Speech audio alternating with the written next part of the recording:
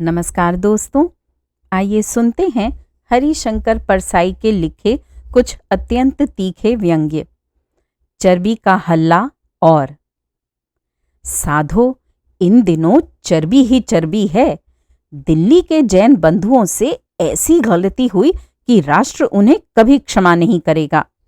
तुम शायद सोच रहे होगे कि जैन बंधुओं से ये गलती हुई कि उन्होंने वनस्पति तेल में मिलावट के लिए विदेश से गाय की चर्बी बुलाई।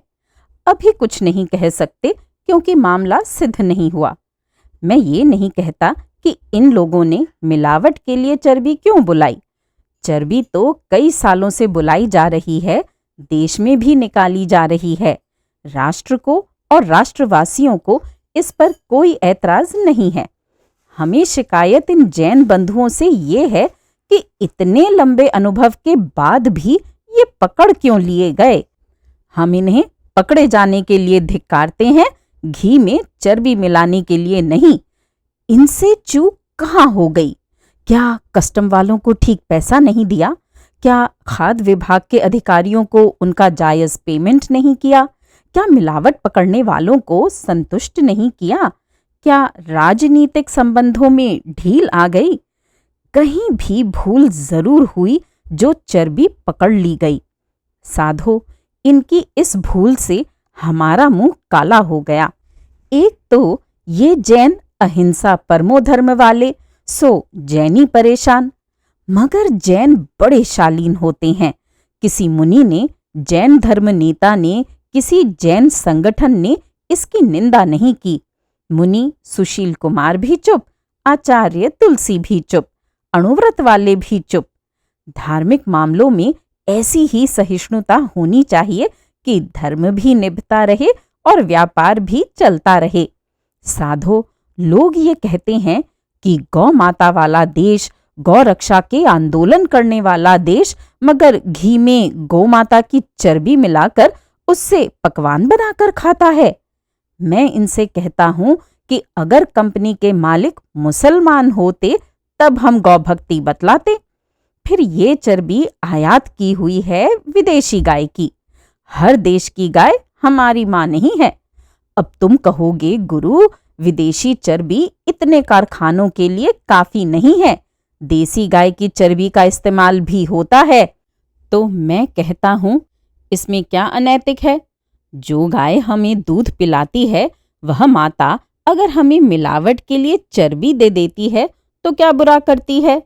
गौ माता धर्म से धंधे को ज्यादा पवित्र मानती है। साधो, धंधे और मुनाफे की नैतिकता अलग होती है, धर्म आचरण अलग होता है। कानून किताबों की चीज है, धंधे में आचरण की नहीं। अगर ये सिद्ध हो जाए कि आदमी की चर्बी ज्यादा अच्छी क्वालिटी की और सस्ती होती है, तो गुप्त रूप से स्वस्थ आदमियों के बूचड़ खाने खुल जाएंगे और आदमी की चर्बी निकलने लगेगी। सरकार के, मंत्रियों के, पुलिस अफसरों के, शासन के, अधिकारियों के सहयोग से ही ये बूचड़ खाने चलेंगे। इसलिए जैन एंड कंपनी सरीखे पकड़ा जाने का डर नहीं रहेगा। वैसे धार्मिक उन्माद के कारण धीरे धीरे सारा देश आदमी का बूचड़ खाना हुआ जा रहा है। पंथ की रक्षा के लिए जिन उग्रवादी सिखों को आदमी की हत्या करनी पड़ रही है, वे वनस्पति की घी की कंपनियों से सौदा क्यों नहीं कर लेते? अभी हैदराबाद के दंगे में 100 हिंदू मुसलमानों की चर्बी बेकार चली गई। जिन नेताओं ने, इत्तेहादुल मुसलमान और संघ के लोगों ने, राजपुरुषों ने ये दंगा कराया, उन्हें पहले से हैदराबाद की किसी वनस्पति घी के कारखाने से ऊंची क्वालिटी की चर्बी की सप्लाई का सौदा कर लेना था। राजनीति भी सधती और आमदनी भी होती। यूं तो लोग इस देश में गरीबी और भूखमरी से लाखों अकाल मौत मरते हैं, पर कमबख्त सूख कर मरते हैं, चर्बी नहीं होती। किसी काम की मौत नहीं इनकी। साधो, अब तो बाजार की हर चीज खाने में डर लगता है। सुबह पेस्ट से मुंह साफ करते हैं तो समझते हैं जहर मुंह में डाल रहे हैं। उधर बेचारे चरण सिंह और अटल बिहारी वाजपेयी 12 घंटे के लंबे अनशन पर बैठने वाले हैं चर्बी की मिलावट के खिलाफ। इनकी 1-2 ग्राम चर्बी घट गई तो राष्ट्रीय राजनीति कमजोर हो जाएगी। वैसे हम आश्वस्त हैं, 100 में से 75 भारतीय जनता पार्टी के सदस्य और समर्थक मिलावटी मुनाफाखोर व्यापारी होते हैं। ये पार्टी उन्हीं की है और सामंतवादियों की। अटल बिहारी अनशन करके इन्हें निर्भय कर रहे हैं। साधो, चर्बी की मिलावट का हल्ला हुआ तो राज्य सरकारें भी सुगबुगाईं। खाद्य विभाग का सख्त हुक्म दे दिया गया कि मिलावट रोको। खाद्य विभाग के लोगों ने व्यापारियों से कहा, सैंपल दो जांच के लिए। अब व्यापारियों ने कहा, हम सैंपल नहीं देंगे। अधिकारियों ने कहा, हम सैंपल लेंगे, ऊपर के आदेश हैं। साधो, तो व्यापारियों ने विरोध में एक दिन बाजार बंद किए। अधिकारियों से कहा, तुम्हें ऊपर का हुक्म है ना, तो हम ऊपर राजधानी जाकर ठीक करा लेते हैं।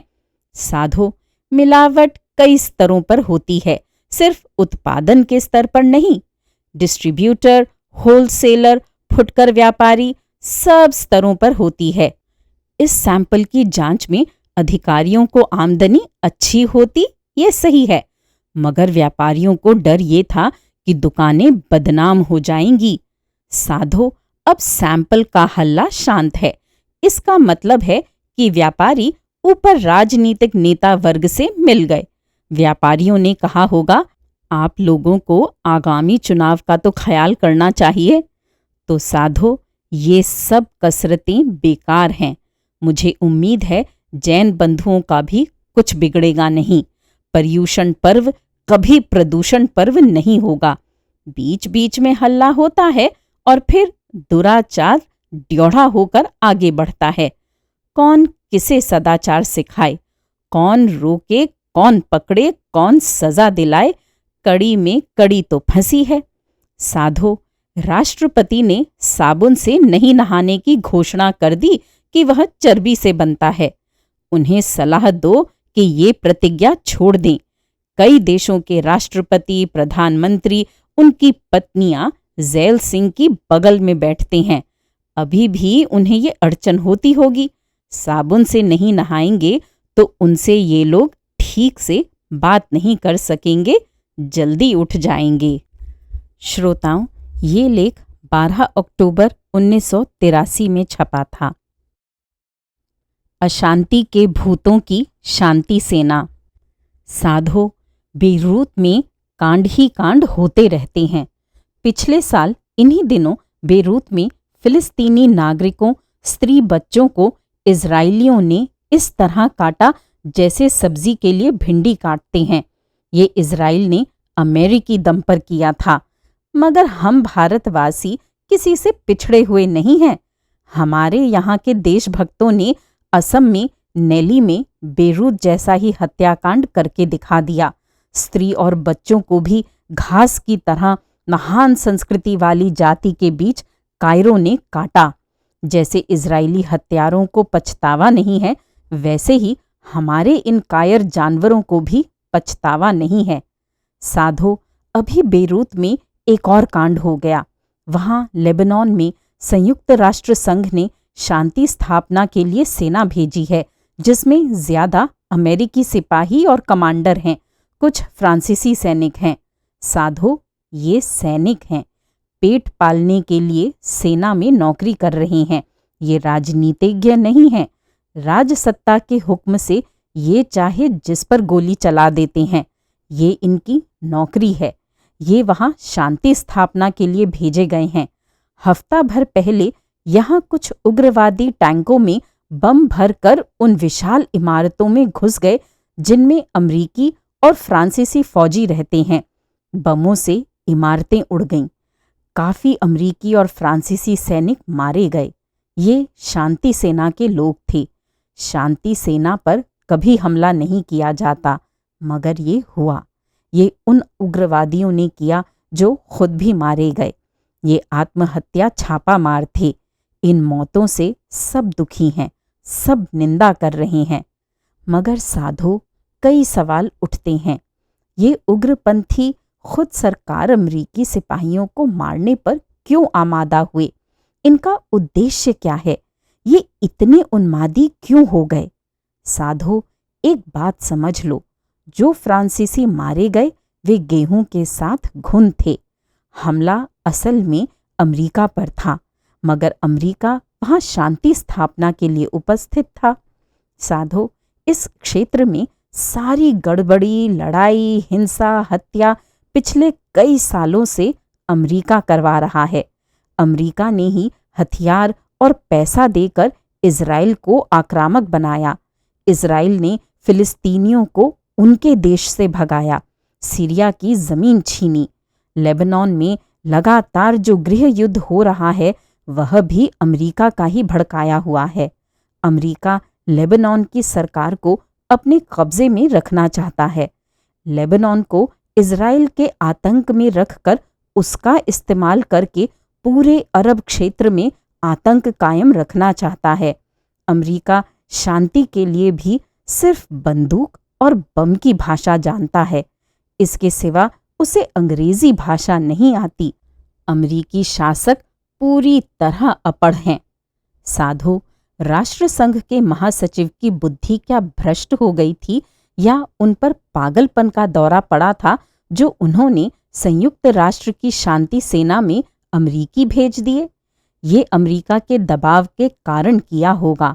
अमेरिका वहां लड़ाई भी कराता है, अशांति फैलाता है, अराजकता पैदा करता है और फिर शांति स्थापना के बहाने और फौज भेज देता है। अमेरिका इस क्षेत्र के सारे झगड़े में प्रमुख पार्टी है। अपराधी पार्टी निष्पक्ष शांति स्थापना की शक्ति कैसे हो सकती है? हत्यारों को पुलिस सुपरिंटेंडेंट कैसे बनाया जा सकता है? डाकुओं को हाई कोर्ट का न्यायाधीश कैसे नियुक्त किया जा सकता है? साधो, राष्ट्रसंघ ने यही किया, हत्यारों को पुलिस बना दिया।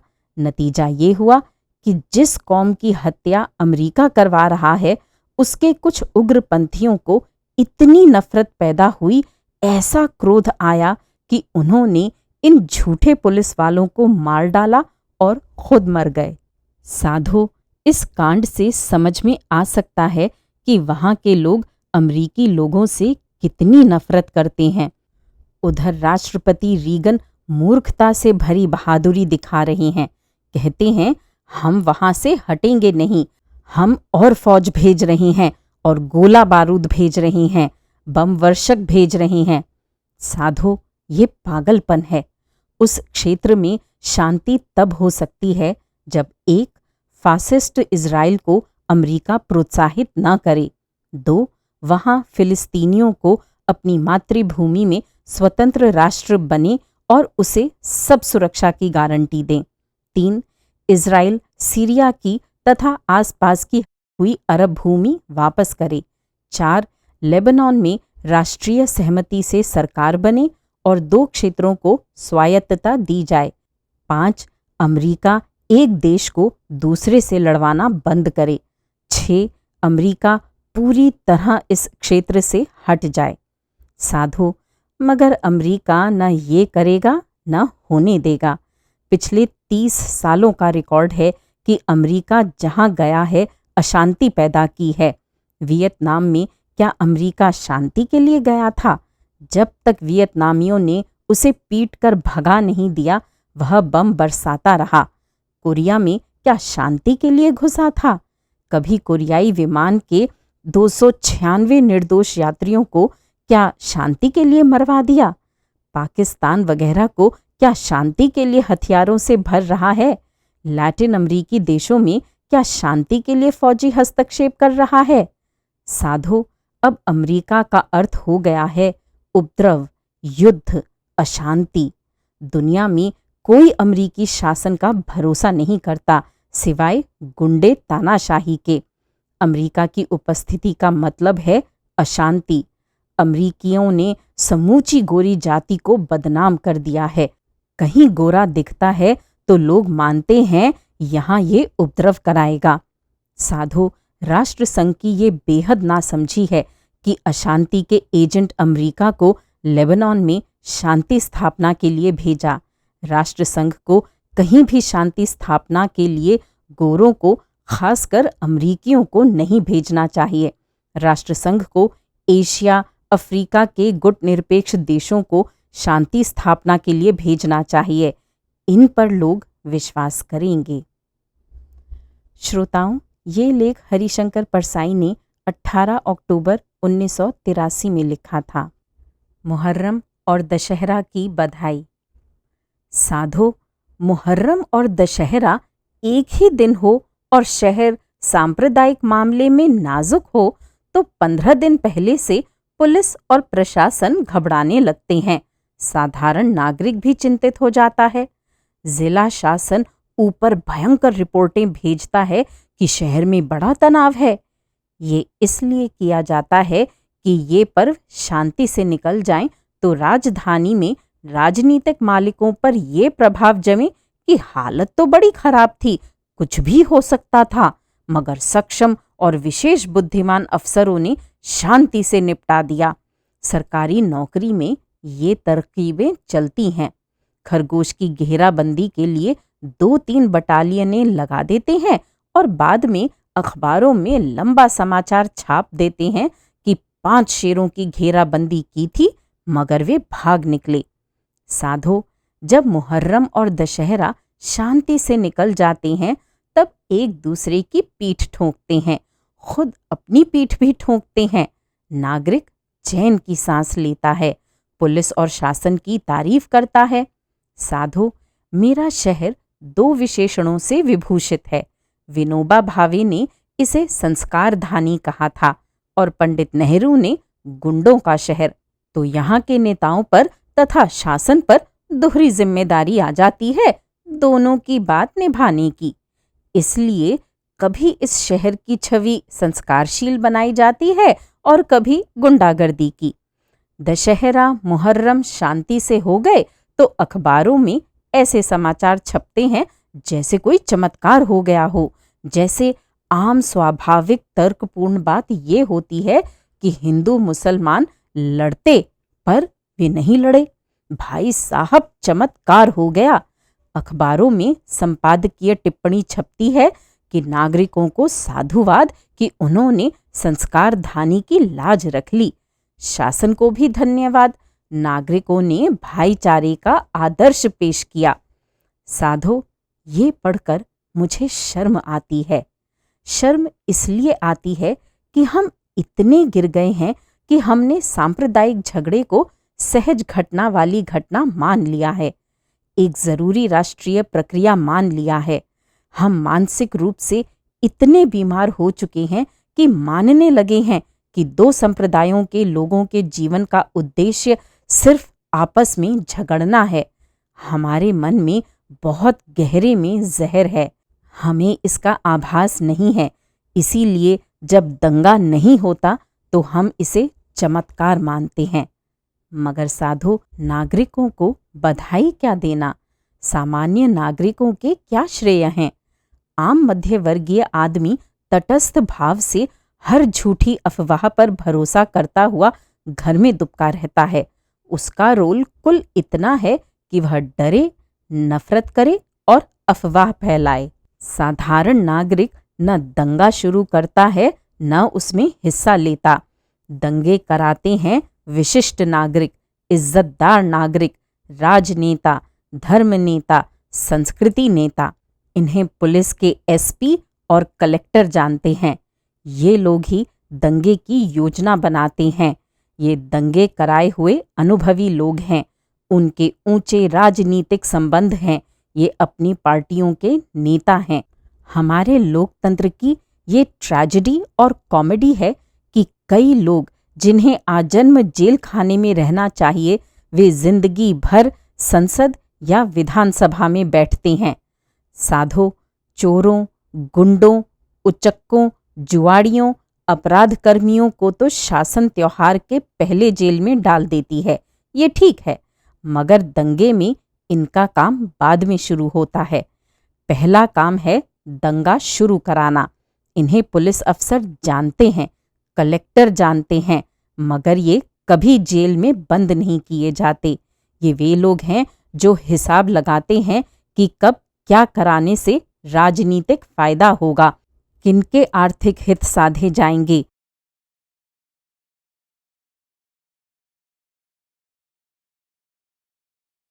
यही तय करके बताते हैं कि कैसी वारदात करके, कैसी अफवाह उड़ाकर उत्तेजना पैदा करना है। ये बिना मौका तय कराए कभी दंगा नहीं कराते, मौका तय करके कराते हैं। इसलिए नागरिकों को अपनी और एक दूसरे की पीठ ठोंकना मुझे हंसी की बात लगती है। दंगे के देवताओं को दंगा नहीं कराना था तो नहीं हुआ। जहां आम हिंदू मुसलमान का सवाल है, वे कभी आपस में नहीं लड़ते। साधो, हैदराबाद में बार बार दंगा यही बड़े लोग कराते हैं। पिछले दंगे के पहले मुख्यमंत्री रामाराव ने इत्तेहादुल मुसलमान के नेता को राजी कर लिया था कि वे हैदराबाद बंद का आह्वान वापस ले लें, मगर उन्हें फुसलाकर ले गए अन्य विधायक रॉक कैसल 5 सितारा होटल। वहां उन्हें समझाया कि तुम अपनी राजनैतिक आत्महत्या कर रहे हो, अरे बंद करवाओ। वे बहक गए। शहर बंद और दंगा चालू। वे विधायक जिन्होंने दंगा कराया आगे मंत्री होंगे, उन्हें होना चाहिए जेल में, बल्कि फांसी होनी चाहिए। साधो, दंगे के आसार दिखें तो सांप्रदायिक संगठनों के नेताओं, कुछ राजनेताओं, कुछ काले धंधे वालों को जिलाध्यक्ष और एसपी बुलाकर कहे, हमें ऊपर से सरकार ने पूरी छूट दे रखी है कि हम चाहे जिस तरह दंगा रोकें। आप लोगों को हम खूब जानते हैं, आप इज्जतदार हैं पर आप दंगा कराते हैं। अगर जरा भी हमें इशारा मिला कि आप खुराफात कर रहे हैं तो हम पहले तो आपको हवालात में बंद करके आपके कूल्हों की चमड़ी उधेड़ेंगे और हाथ पांव तोड़ेंगे, फिर मुकदमे दायर करेंगे। आप चाहे कोई हो, कितने भी बड़े हों, हमें सरकार ने आदेश और अधिकार दिए हैं। मगर ऐसी सख्ती होगी नहीं, दंगे होंगे। तुम और हम अफवाहों के चक्कर में पड़ेंगे। साधो, अफवाह ऐसी होती है। पिछले दंगे के वक्त एक प्रोफेसर साहब आए, कहने लगे, सुबह दो मुसलमान परियट टैंक में जहर डालते देखे गए। परियट टैंक में विशाल जलाशय है जिससे शहर को पानी सप्लाई किया जाता है। उस विशाल जलाशय में 2 आदमी जहर डाल रहे थे। मैंने प्रोफेसर साहब से पूछा, इतने बड़े टैंक के लिए कितना जहर लगेगा? 2-4 टन से कम तो नहीं लगेगा। फिर उसे सारे जलाशय में फैलाने का इंतजाम करना होगा। ये 4-5 दिन का काम है कई लोगों का, तब वह पानी जहरीला होगा। और आप कहते हैं 2 आदमी जहर डाल रहे थे। आप बुद्धि और तर्क से काम क्यों नहीं लेते? साधो, अफवाह बुद्धि को भ्रष्ट कर देती है।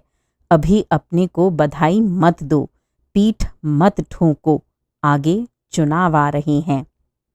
श्रोताओं, ये लेख हरिशंकर परसाई ने 6 नवंबर 1983 में लिखा था। श्रोताओं, अभी आप सुन रहे थे हरिशंकर परसाई के लिखे बहुत तीखे व्यंग्य। उम्मीद है ये कहानियाँ आपको पसंद आ रही होंगी। मेरे चैनल पर आने के लिए और इन कहानियों को सुनने के लिए धन्यवाद।